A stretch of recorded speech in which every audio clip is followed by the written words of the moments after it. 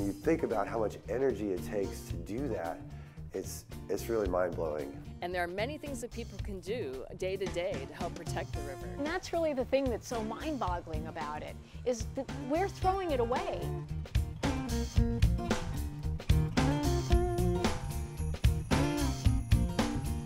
Go Green, a Family Matters Earth Day special. Hello, I'm KATU meteorologist Dave Selesky, and welcome to Go Green. As the Northwest continues to grow, the need to reduce, reuse, and recycle is more important than ever before. In the next half hour, we'll meet people who are blazing trails in environmental awareness and show you simple things you can do to ease the burden on our planet. They're nature's flying bug zappers, and they're an important part of pollination. Learn how the bat is one of our best allies in agriculture and pest control.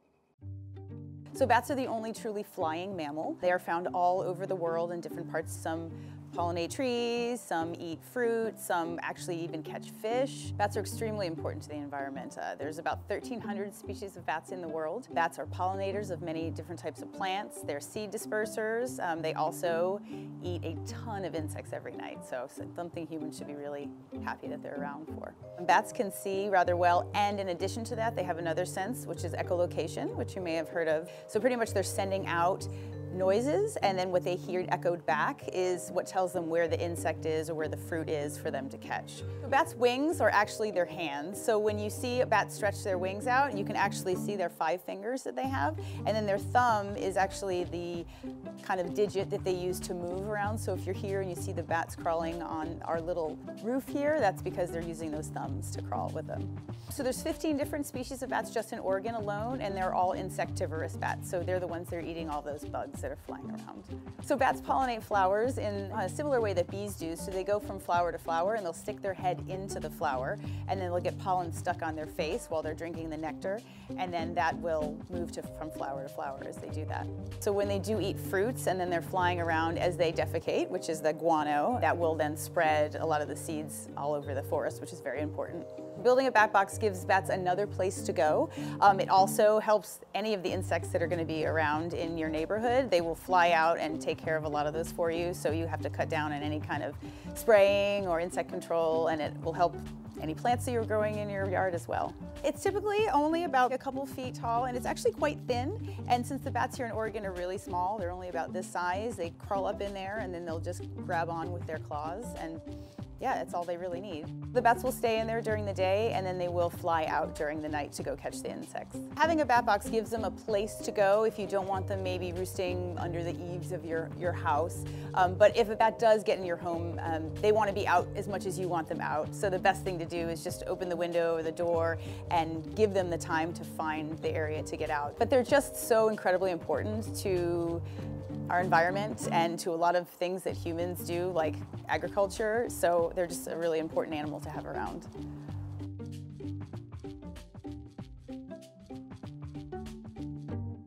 So for bats to survive and thrive, they need a good home. So why not give them a hand? Our friends at Metro stopped by to show us an easy way to build a bat box habitat. Hi, my name is George Winborn from Metro. I'm here building a bat box out of scrap lumber that you can make at home too. First I have a piece of exterior grade plywood that's going to be the back of the bat box. I have a couple of pieces of pine that'll be the sides, and I have some scrap cedar from an old fence that I'm going to use for the front. To begin, I'm just going to make some ridges on this all the way across in order to give them room to crawl up. Now I'm going to cut the pine sides here, leaving a little bit of room at the top so you can bolt it onto a pole or onto a building, wherever you're going to be putting it.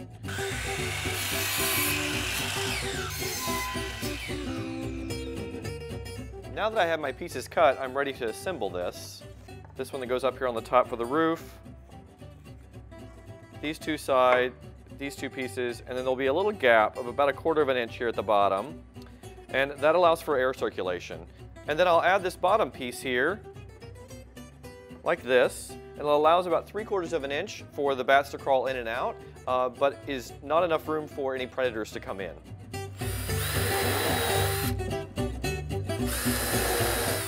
Great, so I have the side pieces attached here, as you can see, with our gap for air. And I'm going to put in my guard down here at the bottom. Now I'm going to caulk all these inner edges put the roof on, and then I'll caulk that as well from the inside. I'm going to caulk all of these 3 edges here to make sure that it's going to be waterproof and airtight again. So there you go. An easy project to make a safe habitat for bats in your neighborhood. The cedar will be fine, but you'll probably want to cover all of it really in paint, like a low VOC latex paint like you can find at Metro. That way you'll have a safe habitat for bats for the next 10 to 15 years. For more information about bats and instructions on building a bat box for your backyard, head to the Family Matters section at KATU.com. We're here at the Metro Waste Transfer Station in Portland. Look close and you'll see metal and wood that could be destined for the landfill.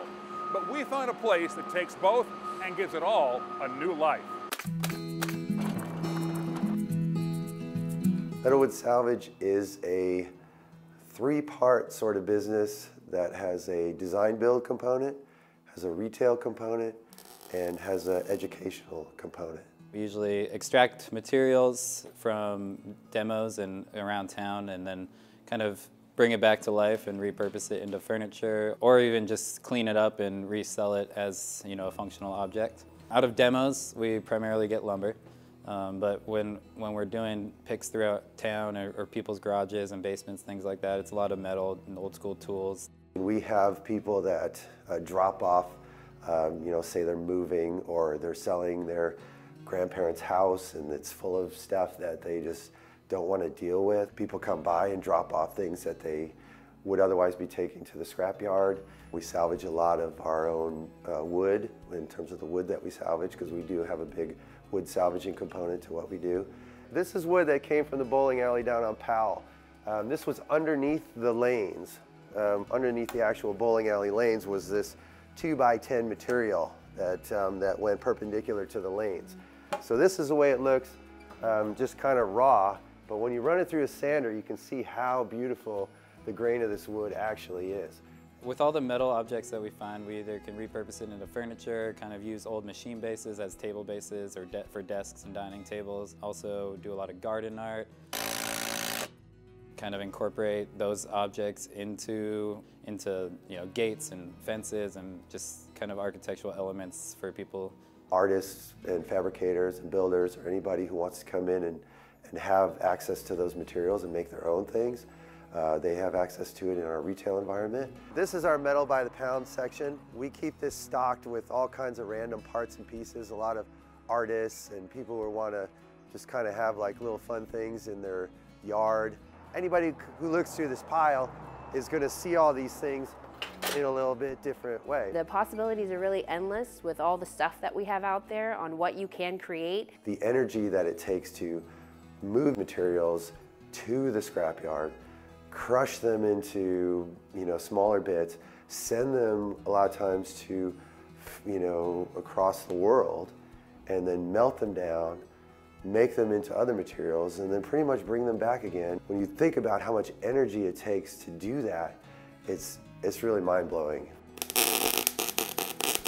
Ever since our business started, people have asked us if we offer welding classes because they knew that we did welding here. The idea of offering the classes here is to allow the people that come and are so inspired by the material we have to then be able to create and use that stuff in their lives.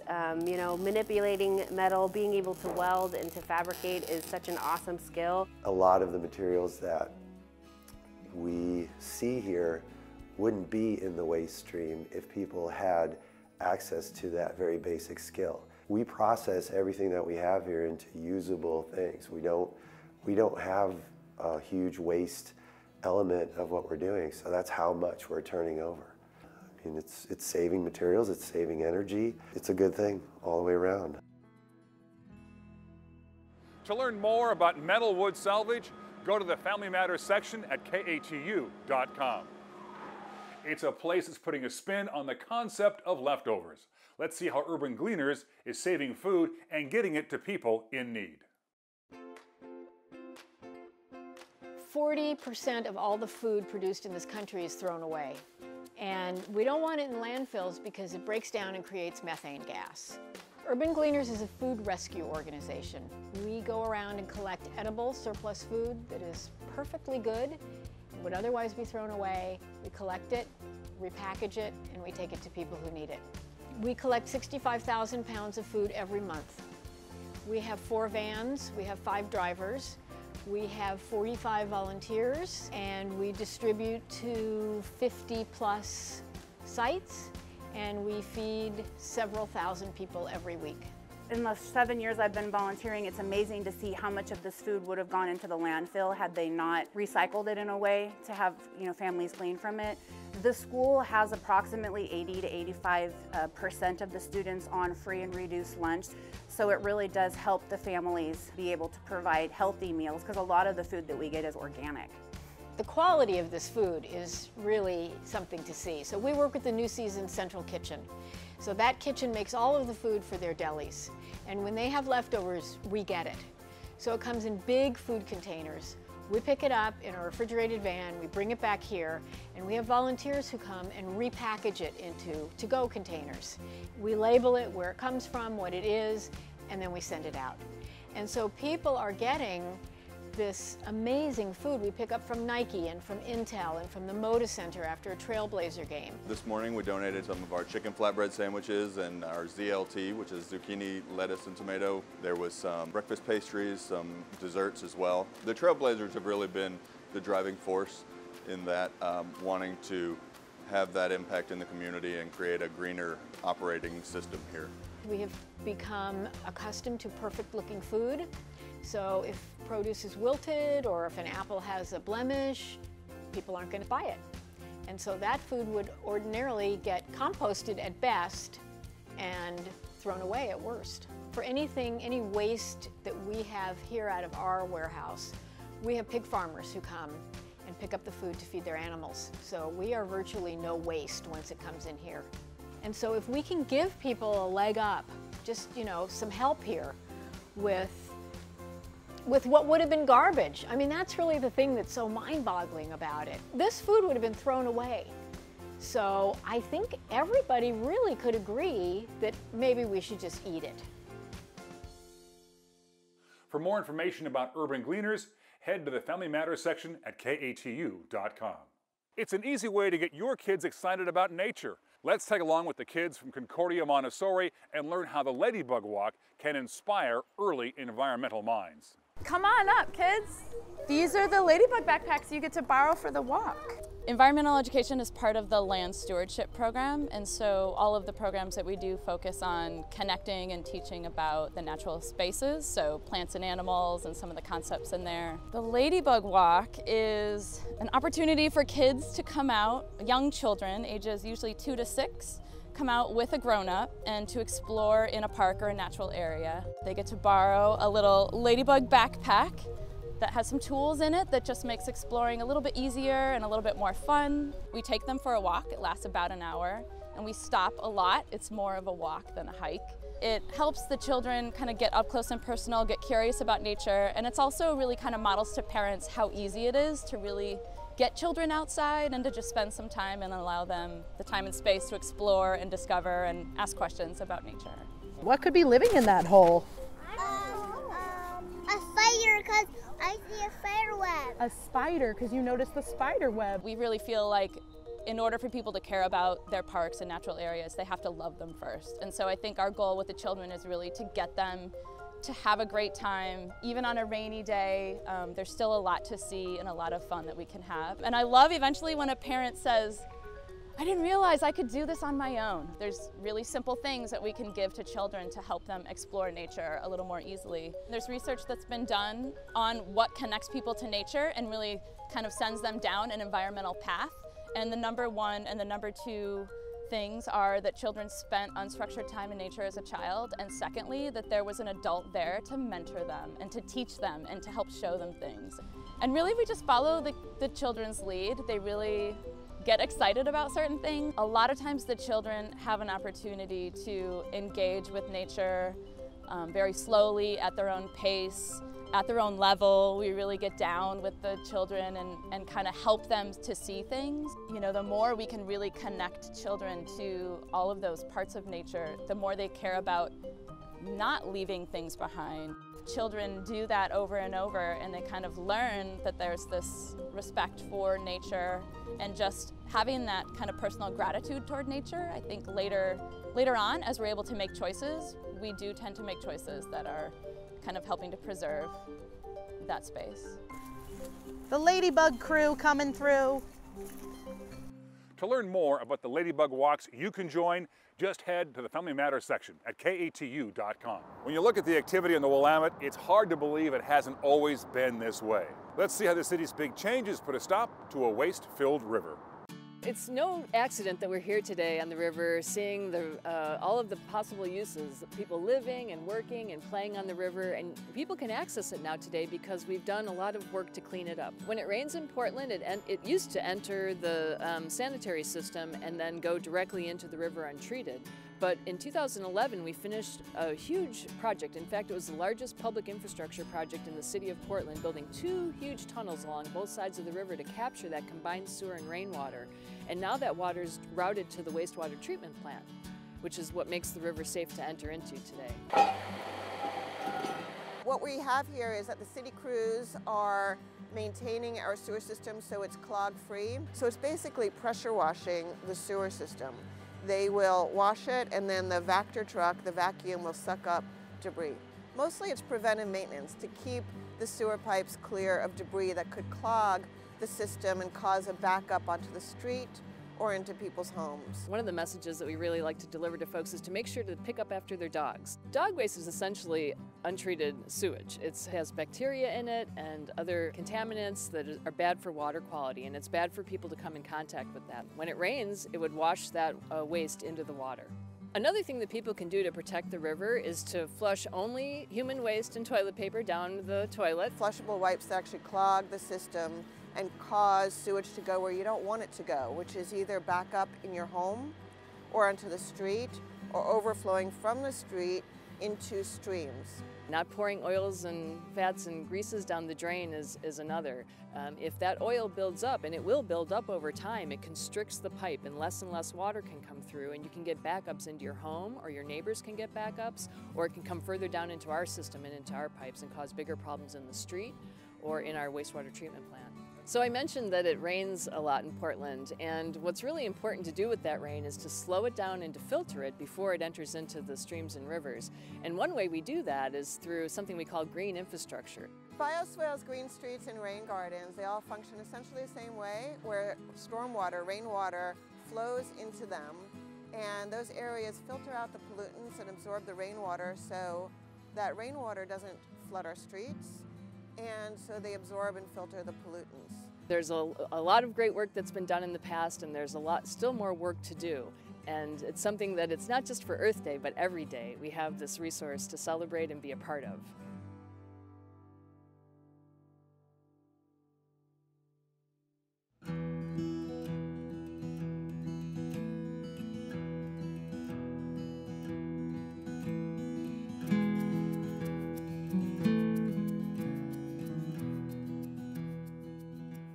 Do you ever wonder how much you waste waiting for hot water to arrive?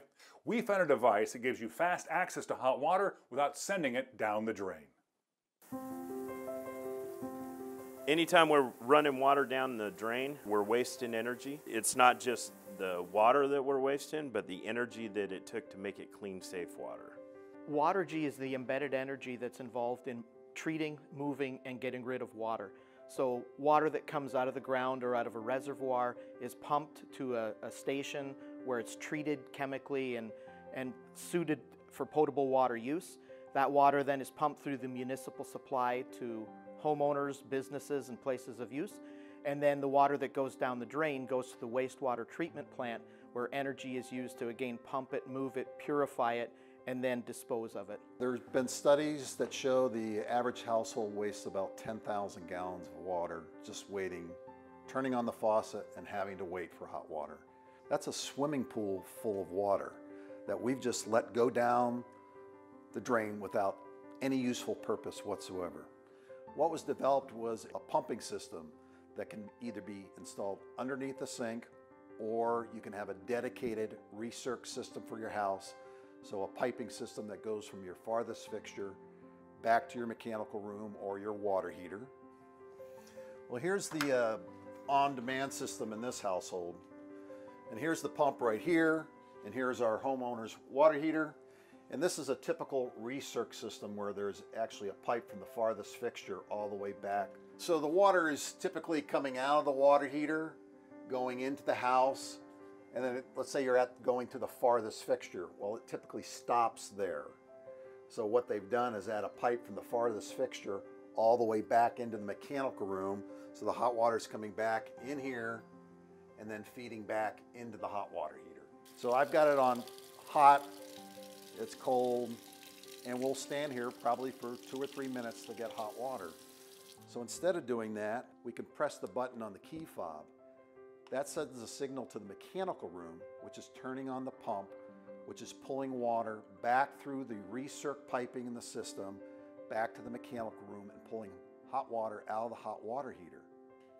So now all of a sudden when we want hot water, that water is changing temperature already and we're getting hot water delivered to the sink. They use what's called a higher head pump, so it really moves a lot of water very quickly. But once the water reaches the temperature that it's supposed to be, there is a sensor on the pump that shuts it off because it says, we've got hot water, we don't need to run the pump anymore. So there's an energy savings on the pump side also. Most homes don't currently have a dedicated recirc hot water piping system. So how do we get around that? They developed a process where you put the pump underneath the sink at the farthest fixture. You connect the hot water through the pump, connects back into the cold water system. So we pull the hot water through so it has some place to go, and we push it back into the cold water system, which goes back to the hot water heater. There are a lot of things that we do that are just wasteful. And to stand here and watch the water go down the sink, we don't think about the long-term consequences or what it actually costs us. We are blessed with a lot of water in the Pacific Northwest. Most of the world does with a lot less water of very, very poor or questionable quality. So we need to conserve what we have. It's just a matter of stewardship. It's just the right thing to do. We've only scratched the surface on ways to ease the burden on our planet. For more information, go to the Family Matters section at KATU.com. There you'll find a complete resource center with links, video clips, and information to help you go green. For K2 and Family Matters, I'm Dave Selesky. Good night.